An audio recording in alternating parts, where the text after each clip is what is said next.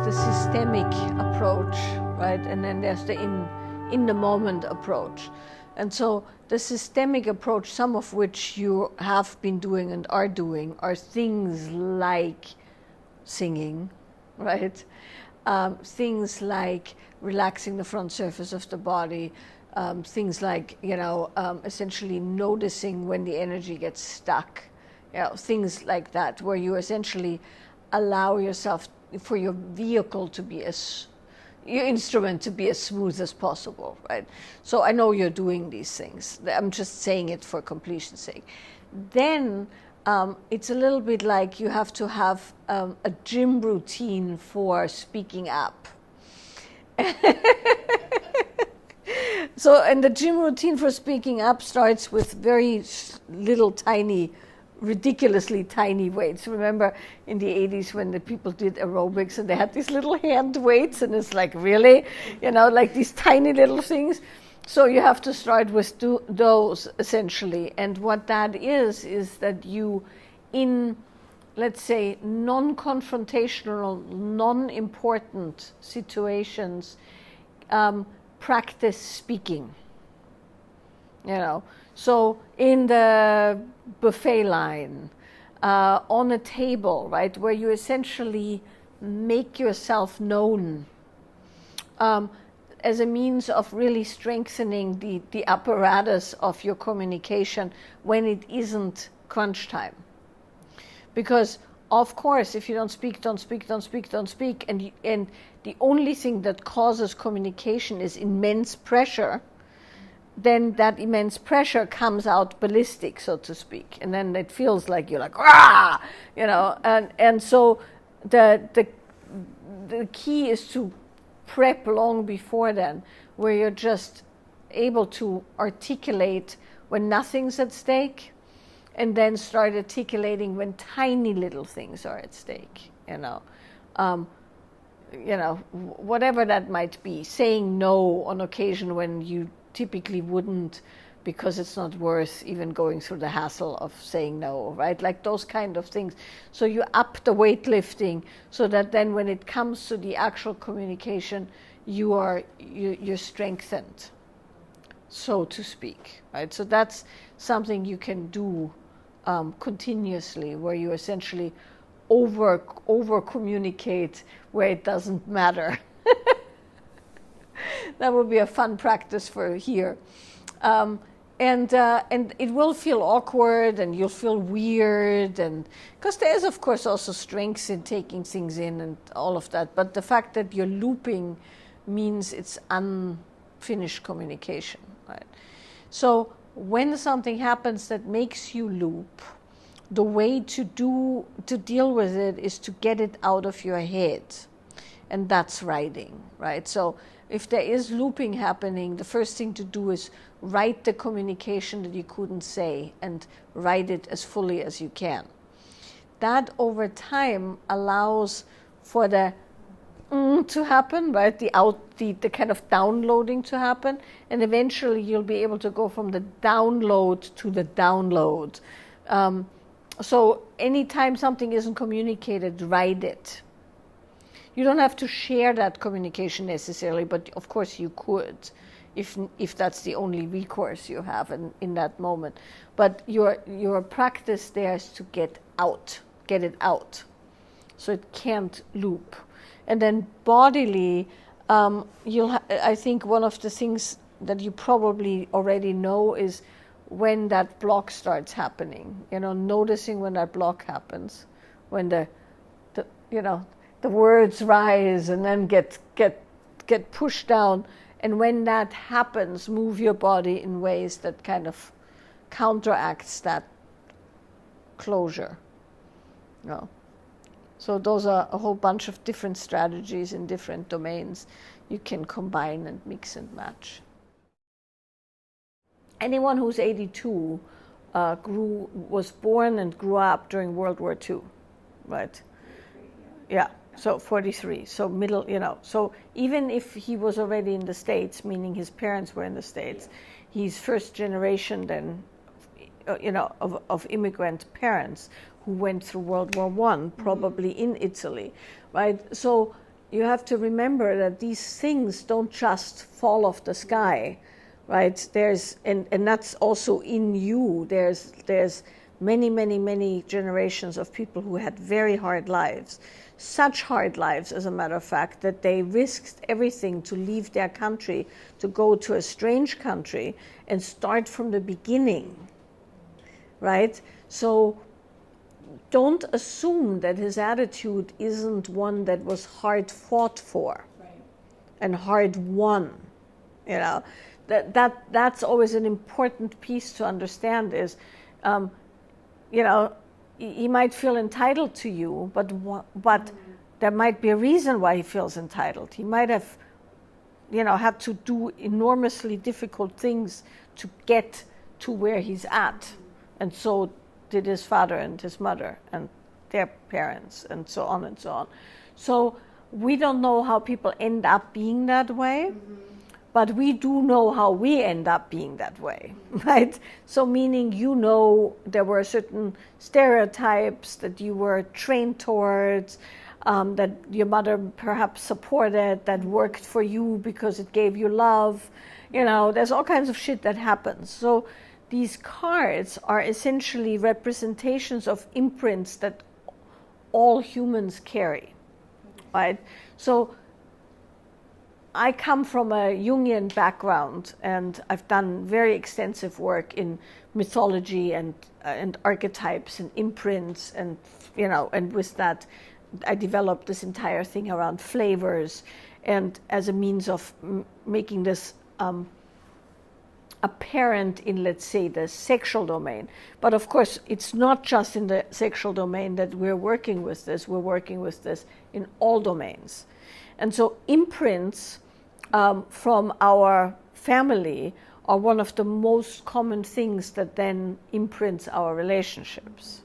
Not the only thing, but the most common thing, meaning whatever we see portrayed as love is what we then assume we need to either, like you said, bring forward or work against, both of which are reactive, you know, stances, so to speak. And when we work with cards, what we're working with is essentially the imprints we receive. And yes, you are right. As women, we receive certain imprints, right? But men also receive certain imprints, and they're not any better, right? I mean, your father's generation was definitely not allowed to have any feelings whatsoever, right? Regardless of how finely feeling and sad or scared or whatever they were, right? And so we all get burdened with an enormous amount of demand and imprint, and the best we can do is essentially look at these, understand them, have compassion for both ourselves, but also for the people who caused those imprints.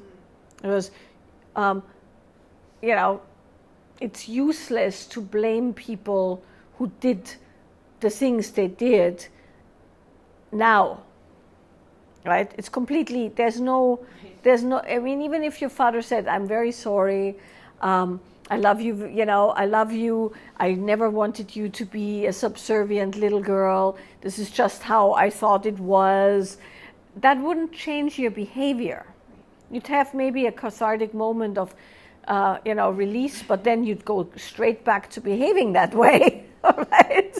Because the behavior is an imprint that has been reinforced over and over and over and over.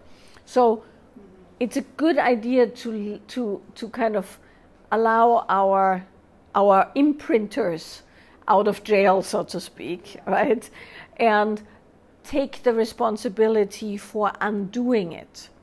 And so the reason we're doing the cards is it's such a simple way, because you can tell it's a projection, right? If I say to you, well, you're projecting stuff on your father, you'll say, well, what the fuck do you know? He did X, right? And I cannot say that's not true, because it is true, right? But whatever happens and whatever it does in our psyche are not the same. They're never the same. I'll tell you a good example of this, which I'll never live down, essentially. When I was, I don't know, 4 or 5, I overheard my grandmother say, in some way, right, that I was supposed to be a boy. Because, of course, I'm born in 1967, right, so that means there was no ultrasound back then, and there were no whatever, there wasn't. So my parents didn't know was I going to be a girl or a boy. And I overheard my grandmother say that I was supposed to be a boy and my name was supposed to be Michael, right? But then I turned out a girl and I just put an A behind it, right? And so I was supposed to be a boy. So in my little pea brain, that became a thing. I wasn't really what my dad wanted, right? And so you can trace through my upbringing me coping and making up for that information, which, by the way, to quote certain people, was completely fake news, meaning that was totally not true. It was totally not true. It was just my grandmother, having one of those moments because she was my grandmother and whatever, right? And who was, by the way, completely batshit crazy, that particular grandmother, right? Because she was in World War II and super traumatized and lost everything. And, so I listened to a woman who clearly, it was just like running her mouth and supposedly didn't mean it like that either, I found out later, right? It was simply a comment on why I was called Michaela, and not much more. But it completely produced an outcome in my life that made me super athletic. I'd go, competitive biking with my dad. I was like a crazy competitive ocean swimmer. My dad would row out in Italy and I'd swim like a kilometer out as 5, 6, right? And I loved it and everything. But you could say, was that really... was it? Or was it just coping, right? How much of it was my natural inclination? How much of it was coping? How much of it was making up for something I thought was wrong with me? How much of it was genuine enjoyment? Who knows, right? I don't know. I got very kick-ass at sports and driving motorcycles and stuff like that.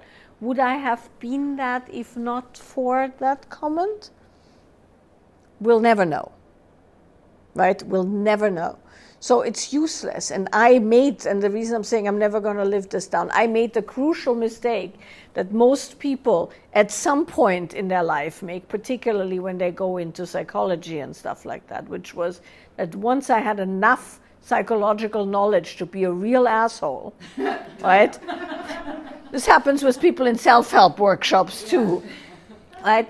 So when I had just enough, and I'm smart and articulate and everything in several languages, meaning I gave my father an earful of how could he and stuff like that, which I'm still going, oh my God, what a absolute asshole cringe moment, right? Where I made my father responsible for you didn't want. My dad was like, what the fuck are you talking about, right?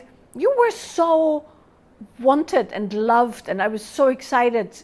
And I mean, where the fuck is this coming from? I don't know.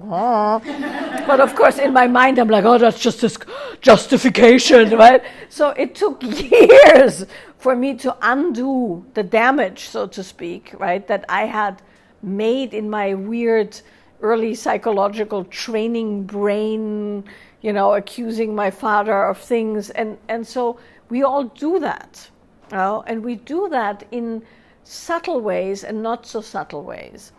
And like I said, maybe with nothing I heard from my grandmother, I would have turned out exactly the same, but maybe not. But who cares? Here I am, right? And all I can say at this point is, if I have things that let's say trace back to that moment, I can go, oh, here it is. I don't want to do that. That we can do, right? And so the invitation to you is to go, oh, I don't need to be subservient anymore. I'm a grown woman. I'm a sovereign human being. I can say no when I don't want to do something. And then you train, like we're just talking. You know, Krista's stuff is from somewhere long ago. We can trace it, but what for, right? We can just go, okay, speak. And every time she does, she's to, you know, her whole body mind goes down some kind of, you know, rabbit hole, and you can stop that. You know, you don't have to reinforce those patterns. So when we look at the cards are portals into those experiences, right? The cards are, so for instance, this isn't an issue anymore, but if I had an issue, right, I could pick a card that reminds me of my father and then do this whole thing that we just talked about, where I'm both exaggerating the imprint and then also offering the forgiveness and the release, and then do appropriate actions thereafter. Yeah. And so the cards are designed as portals for all our projections and all our stuff, so we can actually examine it without harming anyone else in the process, right? So yeah. So yes, and people have similar experiences. We're all humans. They're not exactly the same, but there's layers. We all have felt too much, or have been silenced, or have, you know, whatever, and it doesn't have to be super traumatic. You know, like not being a nice girl or being a slut or whatever, right? There's like these archetypal themes that have existed since the beginning of humankind, and that's why there is archetypes, by the way, right? And myth and story, because in myth and story, and we'll do a bit of that with the cards as well, myth and story are a way to bring what is submerged into the light, so meaning the shadow into the light.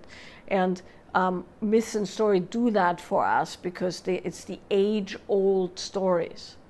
We did a while ago, I do these online things, and we did the story of Eros and Psyche, right? So that's like several thousand years old. It's the same shit that still goes on, right? Same shit. Sibling rivalry, a woman not trusting a man trying to protect a woman and fucking it all up royally, right? It's the same shit. And it's like 3,000 years old or something, or 2,000 or whatever, right? A shitty mother-in-law, right? Like nothing's changed. And so that, which is incredible, right? Yeah.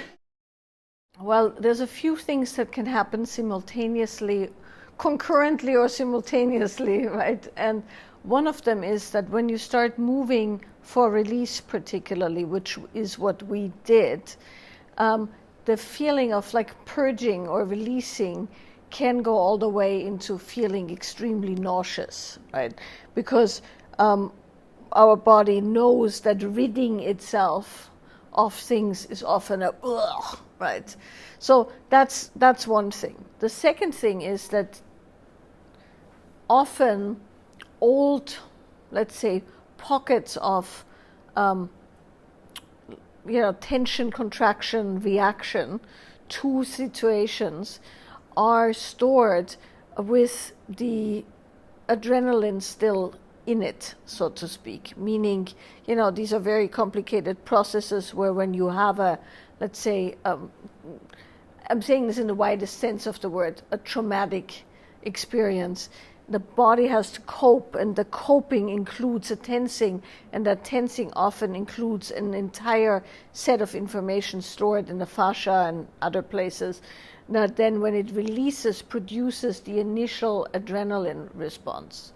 So that can also happen. And so very often when you have these very strong, nauseous kind of incidents, it's typically a sign of an old release.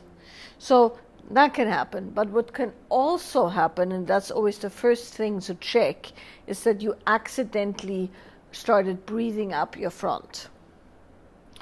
And so what I mean by that is typically the way we breathe is we breathe in, we breathe out. And the direction of the breath is down the front, up the back, so to speak, energetically speaking. So it kind of drops down into your lungs fill up, the lower lungs expand, that presses the diaphragm down. We don't actually breathe into our belly, obviously, right? It's just that the expansion of particularly the lower lungs, where the good real estate sits, pushes the diaphragm down. As the diaphragm pushes down, the belly comes out, right? So that's a typical thing. And then as you exhale, you just let the air come out. But sometimes, particularly because of that kind of feeling, we start kind of breathing up the front. If you just do this once or twice by going, like you do that, that kind of reversal of the energy, you feel the nausea, because that's the direction of throwing up, so to speak. So the first thing to do when you feel that is to kind of slow down and take your hands and kind of go down, go down, down, down. Then take a few deep breaths. Usually we don't control our breath in nonlinear, obviously, but in that case, take a few deep breaths down, feel down, ground down, relax, change position. And then if that's still not producing any results, then I'd say, see if you can contract into it and then let it go. Sweat and tears are very different in their composition based on what's happening in the body. So there's, I think, I can't remember the research, but there's many, many, many, many different compositions of tears based on the neurotransmitters that were involved in the excretion of the tears. And the same is true with sweat. And everybody knows what fear smells like, right? But also arousal has a smell, of course, right? People can typically smell, sex in the air, so to speak, right? And release has a very specific smell. And so that's how you know your body is actually doing things. And that's why I'm also saying, it's always nice to have a shower or a swim or whatever, because that will help with the kind of, just full release of it, because the nervous system really does well with water. And so, that's completely normal.